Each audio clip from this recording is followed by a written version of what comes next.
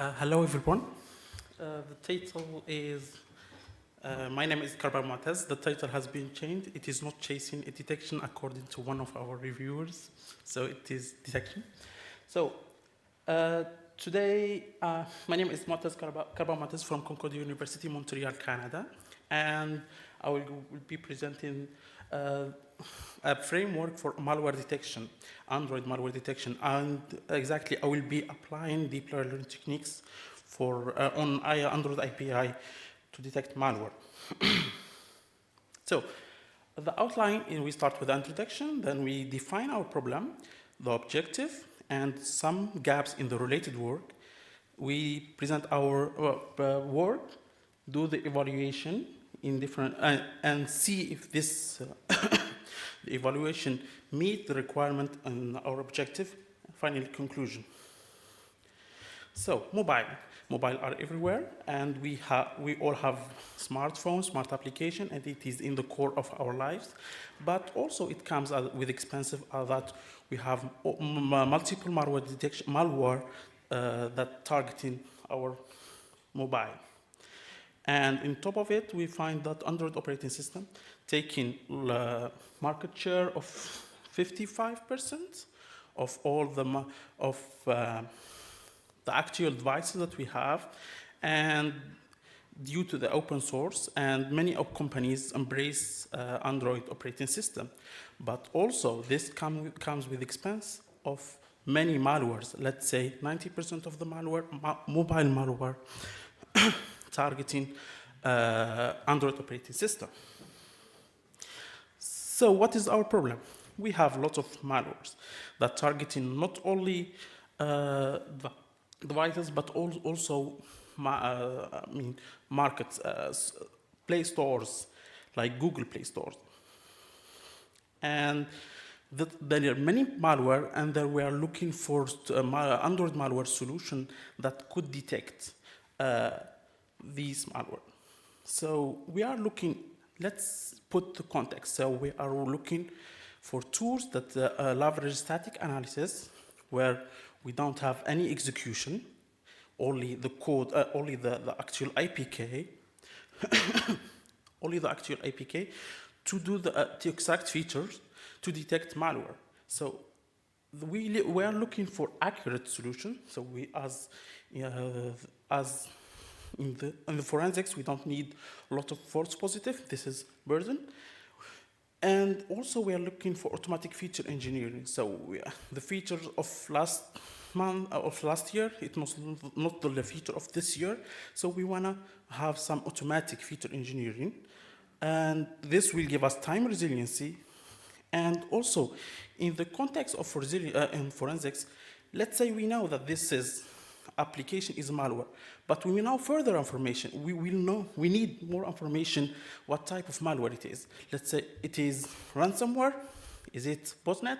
So the kind of malware, the kind of malware will prioritize our action toward this malicious.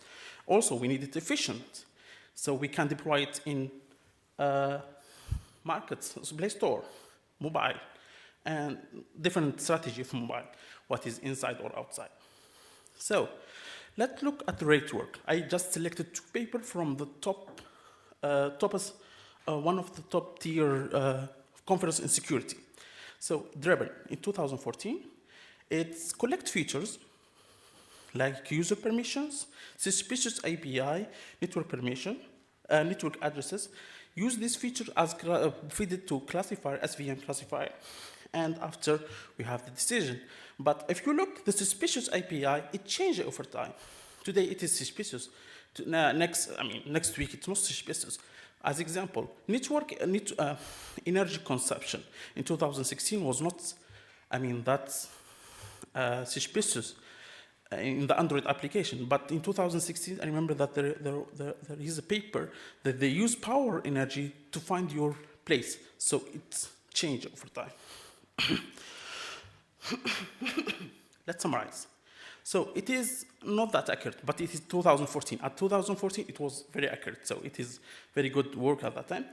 It doesn't have this automatic feature engineering. We have to explicitly select the features, feed it to our system, and for next year, if we have change, we need to select new features.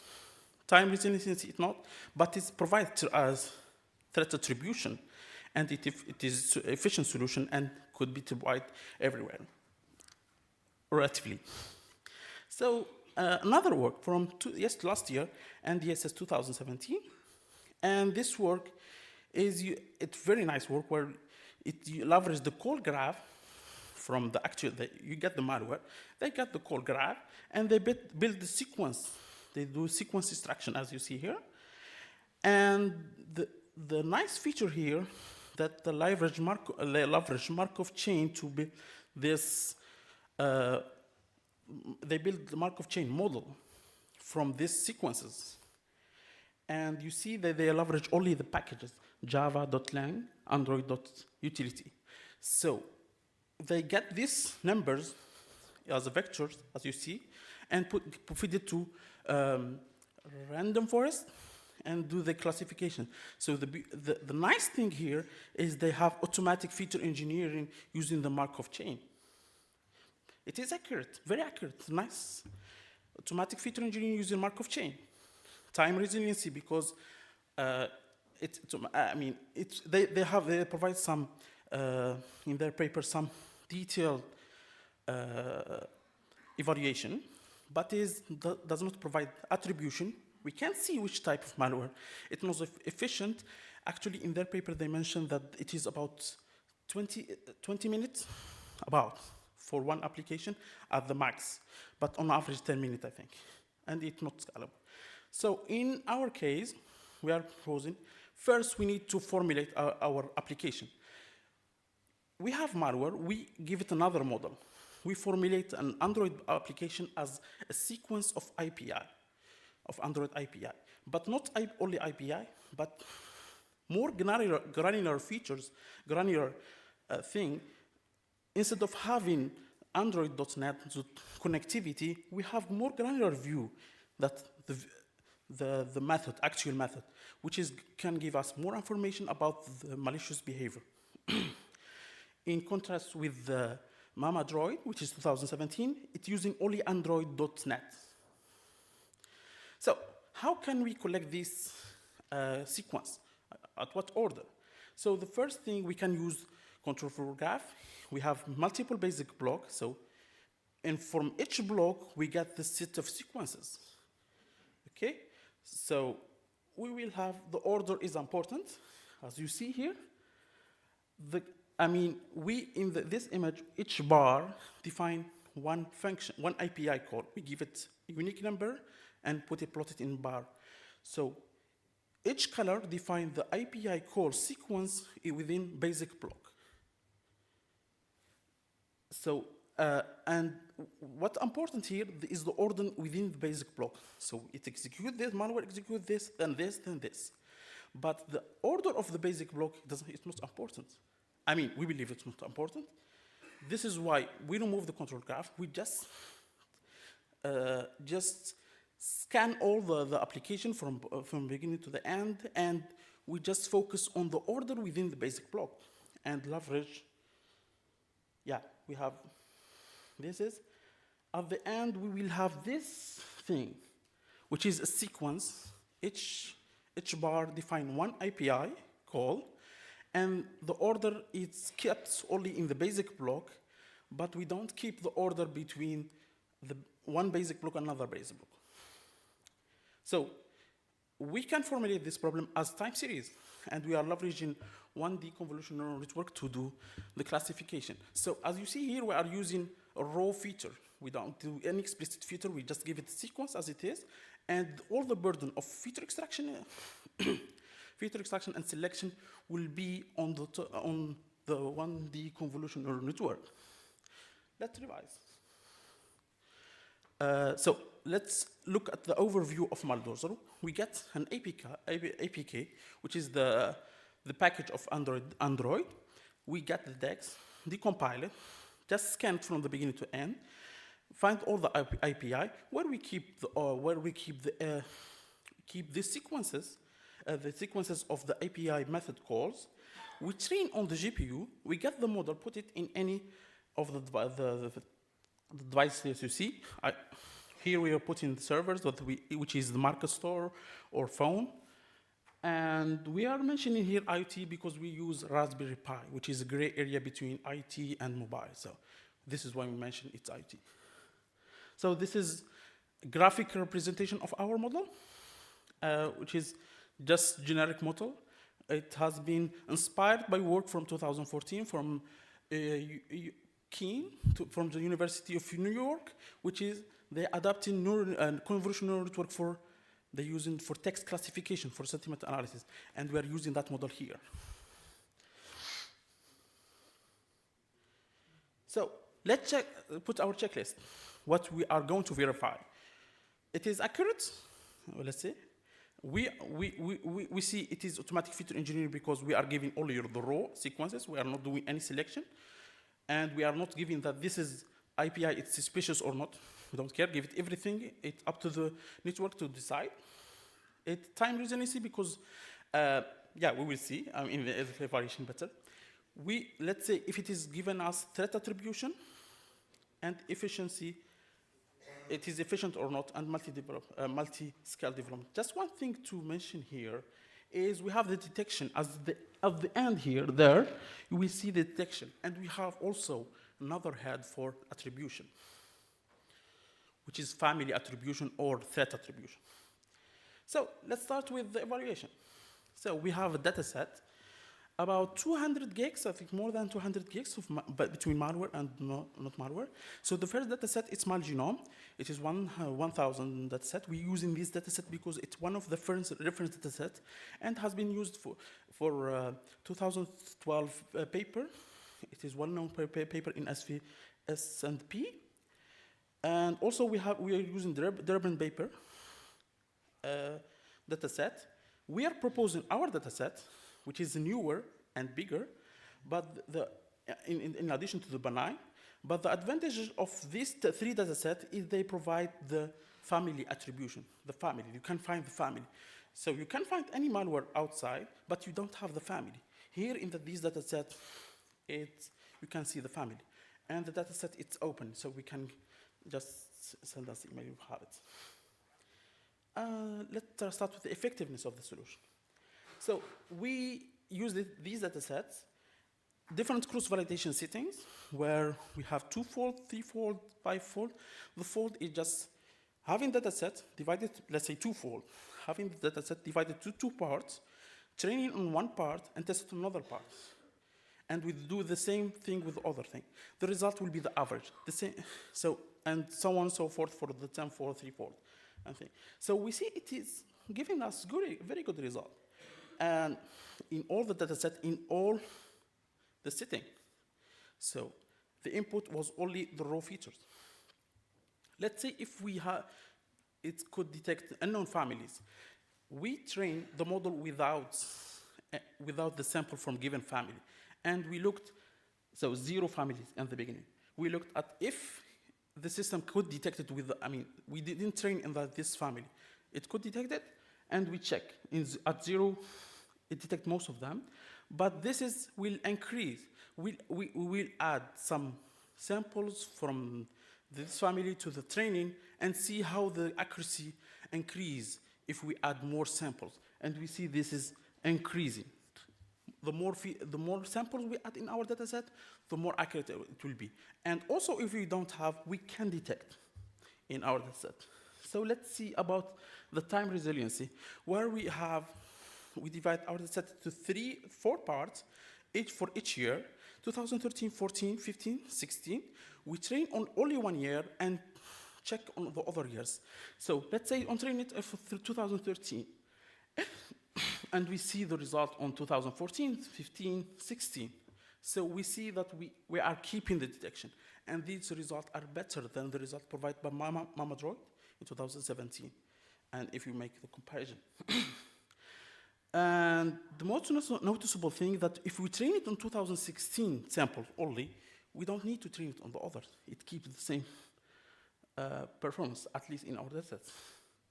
So the other thing in the detection, let's say code transformation, where we have malware the adversary wants to change something there in order to, deceive your system.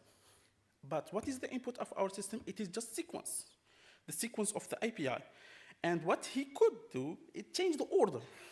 We did this. We are doing here the shuffling, random shuffling of the actual input of the system, and we see the accuracy of our detection, starting from a 10 shuffling, so getting the sequence divided into 10 parts and randomly shuffle it, to the 10 power 4, which is one API and randomly split. Shuffle it. So we see that we keep good accuracy during most of the shuffling, including if we shuffle one by one, which is, And here another result of the model accuracy based on the complexity of the model. The more parameters we have, from 1 million to 6 million, the more accuracy we will have. But the question here, is it we keep the same efficiency? If we will see later. Here we see the attribution. We have this as malware. And give me which family it is. And we see here how accurate our system to detect the family of the sample. We are doing very good in the Drebin dataset and Malgenome, but we are doing relatively good in the Maldozer.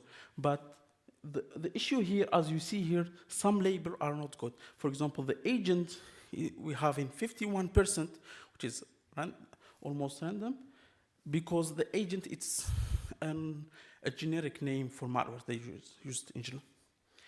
So this is the confusion matrix, and we talk about effective. It is detecting very well, but how efficient it is. So we do a study on different hardware, starting from server, normal server, with GPU, server without GPU, high-end server, and we did in laptop 2009, I think the series, and Raspberry Pi. As I mentioned, Raspberry Pi, it is just small computer. It is, let's say, IoT, no. Mobile, it's gray area, but it's small, very small Pis. It is Raspberry Pi 2, not 3, because there are difference. And you see here, we divide the efficiency in two parts. The pre-processing, where we can do the pre-processing in only 4 seconds in Raspberry Pi, which is tiny, and the detection could be in almost 1 second for the devices, for Raspberry Pi also. For the detection, for the prediction, it's almost negligible for the server GPU. Here, detailed results about Raspberry Pi, laptop, and server. Here we see, as we asked later, before, how the effect of the model complexity, on the efficiency of the system. And we see where it's not that much affecting the efficiency. For the GPU, it is negligible. It's 0.0030 second, which is very small. So this is very good for large scale detection. And if we use very small devices, which is Raspberry Pi, it is the max, the 6 million, the biggest model, give us about 1 second. So let's compare. Compared to other solution, we have a good accuracy, like the MaMaDroid 2017 NDSS, and better than Drebin. We have automatic feature engineering. It is time resiliency, as we use in the prove in our evaluation. We have threat attribution, where we can see the family and can see the details about each family.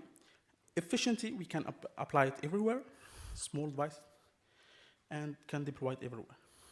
So we check all the thing of our checklist. As a conclusion, Maldozer is an automatic malware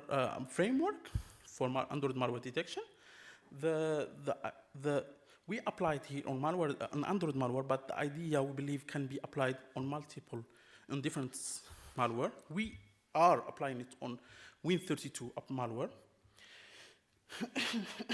The main idea is extracting API and sequences and give it to the convolutional network. We have good accuracy, and it's also efficient, can only 5 seconds on Raspberry Pi 2, and it can be deployed on multiple systems. So finally, thank you for the anonymous reviewer. They gave us very insightful comment. Thank you for the DFRWS Europe 2018. They gave me scholarship for being here. Thank you so much. And yeah, thank you for Unsafe Canada. They provide us the servers and things. That's it. Yeah. And finally, what is the two rules? No free lunch and ugly duckling. Yeah, remember this. That's it. Thank you.